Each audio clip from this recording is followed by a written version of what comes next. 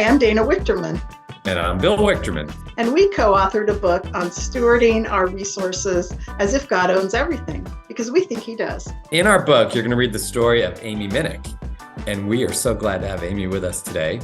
So, Aimee, you're an attorney. You could have been a lawyer at a large law firm or for a corporation, but you choose to devote your skills towards impact investing. Why? Because it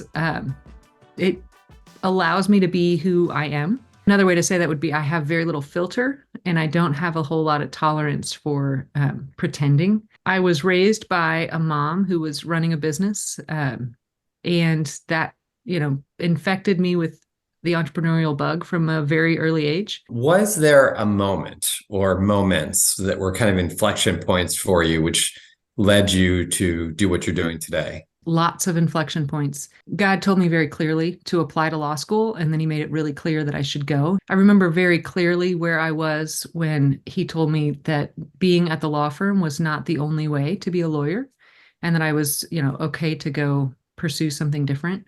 I remember talking with Jeff Johns, dreaming up, cooking up this thing that would become Impact Foundation. So you believe that business can be used for good, tackling some global problems. Tell us what you have seen in that realm. Before Adam and Eve ate the apple in the garden, God gave them work to do. He wanted to sort of see what creativity they would bring to his world. That creativity, that work, was a way to worship the Lord.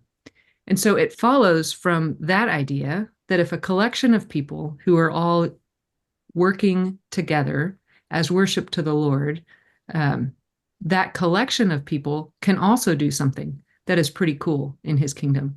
And we call a collection of people working together business. It's not really that complicated. But also, if we look at the statistics of what's happened through charity, particularly in Haiti or sub-Saharan Africa, places where we have long data on what it looks like to give away money, we actually see an inverse relationship between GDP growth, economic development, and dollars granted. But that doesn't mean that God doesn't want us to help. So there has to be a better way to help. And that's where I think business is a pretty good vehicle. When you work in business together, there's more of a partnership and equal dignity. But what do you say to the person who says, look, this is God's money. It's got to be granted to nonprofits, and diverting the money to business is just a bad idea? If that's what you heard from the Lord, you should do what you heard from the Lord. But I would say perhaps there's more to the conversation. If what you want to do is get the gospel around the world by handing out Bibles, well, that's probably a really good thing to use a charity for. Unless you're talking about a place where you can't have a charity. There are places around the globe where they get thrown out or put in jail or worse. If we're talking about poverty alleviation, the data is fairly clear that charity alone can't solve poverty. We've sent more aid to Haiti than any other place on the planet per capita, and it has not worked. How do we bring about his kingdom on earth just as it is in heaven? It's got to be business plus charity plus all the resources, all the tools that he's given us at his disposal. Talk about impact investing and what you think, what role it plays in generosity. The traditional thought about generosity is that I'm giving something away. And that's actually not quite true because you never owned it in the first place. So it's not actually yours to give away.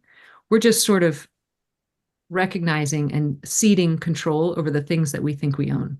And so whether that's $1 given to a charity or $1 invested in a ministry or a business that he's given us to invest in, it's the same thing. They're different transactions according to the tax code. But if the heart posture is the same, then both are generosity. I think the thing that God delights in is surprising us with what really matters to him. So when we put $1 from our donor advised fund in a company around the world, it connects us. And so there's more joy in being involved in somebody's business in Uganda or Rwanda or India or wherever the Lord is calling you, as we get to walk alongside his people on the other side of the globe or around the corner. There's so much joy in that. That's great. Well, Aimee, thank you so much for doing this. And thanks for your job, your career, and who you are. It's great to talk with you.